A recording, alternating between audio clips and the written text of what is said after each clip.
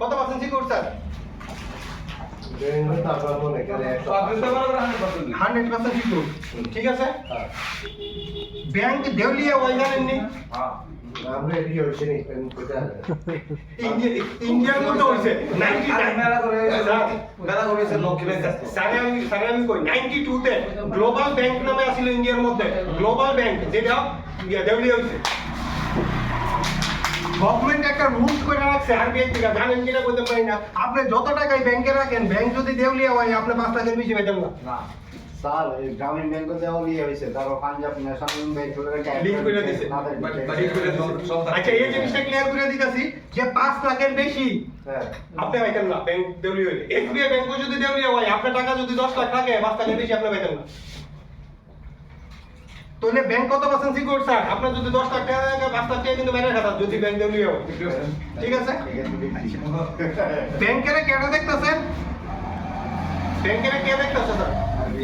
RBI, Reserve Bank of India. আর আমরা যে লাইনের বাড়িতে যাব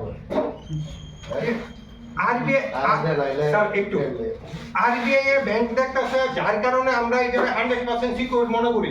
ঠিক আছে কিনা? হ্যাঁ স্যার। আর কোঅপারেটিভ সোসাইটিরে কে দেখতেছে স্যার? আরবিআই। এই দুইটার মধ্যে কোনো ডিফারেন্স আছে? না স্যার। সিকিউর সেম কিনা? দ্বিতীয়ত হইতেছে আমাদের কোঅপারেটিভ সোসাইটিরে আরবিআই যেরকম অডিট করতেছে, তার সঙ্গে সঙ্গে এগ্রিকালচার ডিপার্টমেন্ট অডিট করতেছে।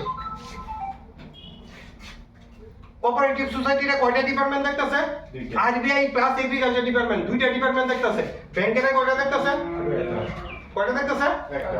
একটা দেখতেছে। সিকিউর কোনটা বেশি স্যার? Cooperative society. ঠিক আছে কিনা?